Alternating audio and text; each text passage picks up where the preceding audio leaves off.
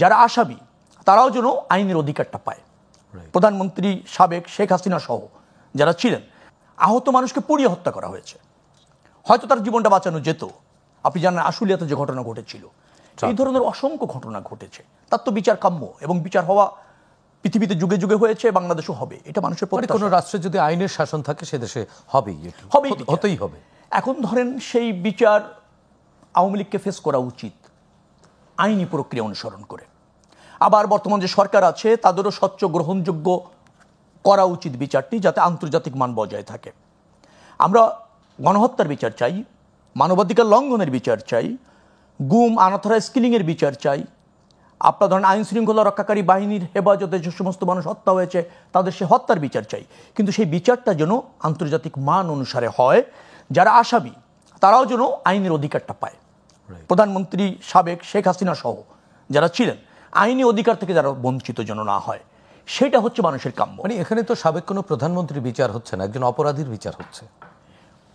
যখনই প্রধানমন্ত্রী ছিলেন তিনি অপরাধী বিধায় তো তাকে ট্রাইব্যুনালে যেতে হচ্ছে, সেটি নাহলে তো ট্রাইব্যুনালে যেতে হতো না। তিনি ব্যর্থ হয়েছেন, নিধন করেছেন, জনরায়ের ভিত্তিতে তাকে দেশ ছেড়ে পালিয়ে যেতে হয়েছে। ক্ষমতাচ্যুত হন নাই, কিন্তু দেশ ছেড়ে পালিয়ে যেতে হয়েছে। অর্থাৎ তার অপরাধের মাত্রাটা এত বেশি ছিল যে তিনি নিজের দেশে পর্যন্ত থাকার সাহস হারিয়েছেন,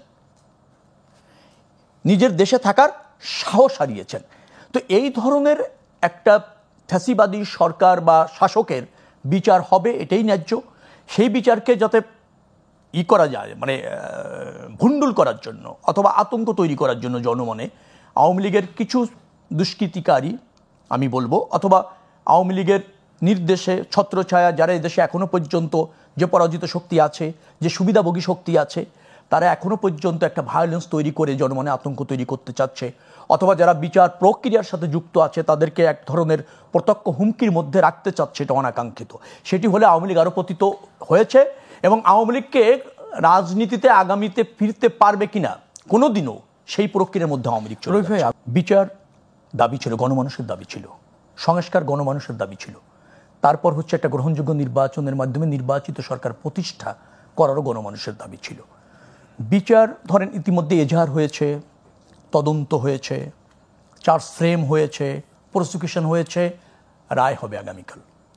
আমার ধারণা হচ্ছে যে একটা স্বচ্ছ প্রক্রিয়া অনুসরণ করে হয়েছে বিধায় আমার মানে চাওয়া বা প্রত্যাশা,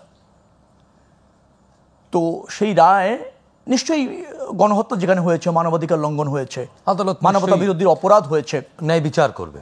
প্রচুর তথ্যপাত্য আছে অবশ্যই ট্রাইব্যুনালের কাছে, এবং আমরাও কিন্তু সামাজিক যোগাযোগ মাধ্যমে এবং মেইন স্ট্রিম মিডিয়ামে তো অনেক তথ্যপাত্য দেখেছি। এটা প্রমাণিত যে সরকার ক্ষমতায় থাকার জন্য শেখ হাসিনার নেতৃত্বে গণহত্যা হয়েছে, এবং আপনার নির্মমভাবে হত্যা হয়েছে, আহত মানুষকে পুড়িয়ে হত্যা করা হয়েছে, হয়তো তার জীবনটা বাঁচানো যেত। আপনি জানেন আশুলিয়াতে যে ঘটনা ঘটেছিল, এই ধরনের অসংখ্য ঘটনা ঘটেছে।